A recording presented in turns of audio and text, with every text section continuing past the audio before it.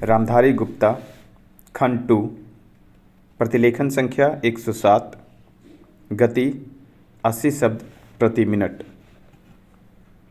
महोदय, जिस प्रकार कोई वृक्ष योजनाबद्ध काट छांट के द्वारा जीवन और उत्पादकता की दृष्टि से ताजगी प्राप्त करता है, उसी प्रकार सनातन धर्म के वृक्ष को अनेक महान विद्वानों ने क्रमशः संवारा और वह आज तक शक्तिवर्धक बना हुआ है।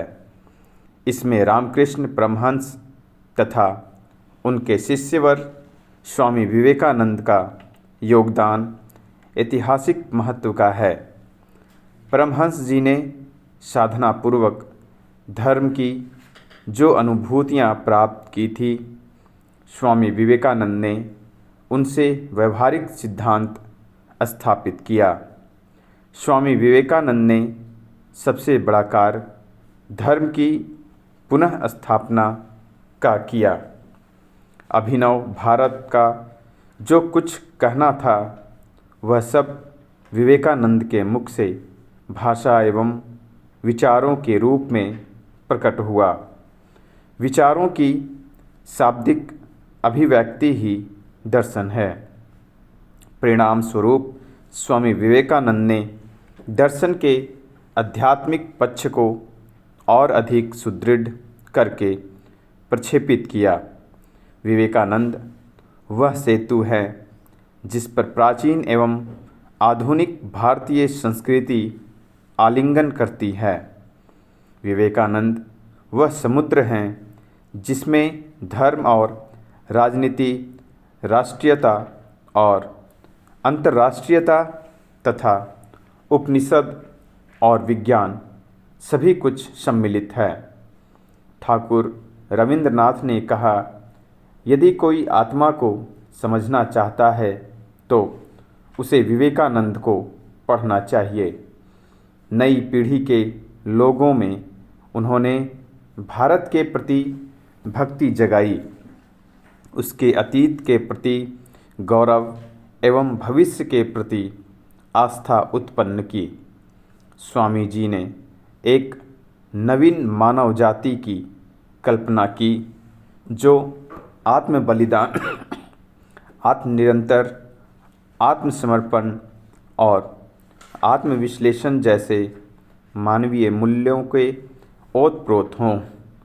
स्वामी जी राजनीति की अपेक्षा धर्म और संस्कृति का संदेश देते थे।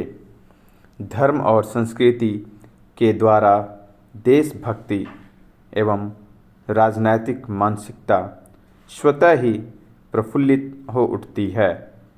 स्वामी जी का मत था कि भारत में सांस्कृतिक राष्ट्रीयता पहले विकसित हुई, तदुपरांत राजनैतिक विचारधारा का उदय हुआ। आदिकाल से ही भारतीय संस्कृति ने विश्व संस्कृति का नेतृत्व किया, परंतु आधुनिक भारतीय संस्कृति एवं राष्ट्रीयता का संरक्षक होने का श्रेय स्वामी विवेकानंद को ही जाता है। स्वामी जी ने ही भारतीय संस्कृति की पताका को संपूर्ण विश्व में फहराया।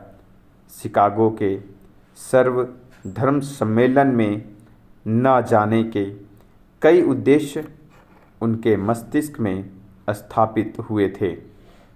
वे भारतवासियों के कई अंधविश्वासों को तोड़ना चाहते थे।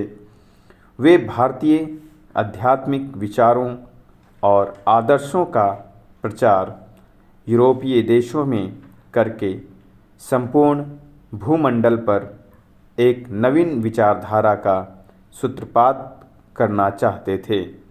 स्वामी जी ने हिंदुत्व की वकालत करते हुए यह उल्लेख किया कि हिंदू धर्म किसी सिद्धांत अथवा नियम का नाम नहीं, अपितु हिंदुत्व में विश्वास रखने वाले सदैव अप्रत्यक्ष ज्ञान के प्रति निरंतर चिंतनशील रहते हैं। स्वामी जी के विचार आध्यात्मिकता के साथ साथ वैज्ञानिक भी थे। स्वामी जी की व्यवहारिकता यह रही कि यूरोप तथा अमेरिका को उन्होंने संयम एवं त्याग का महत्व समझाया।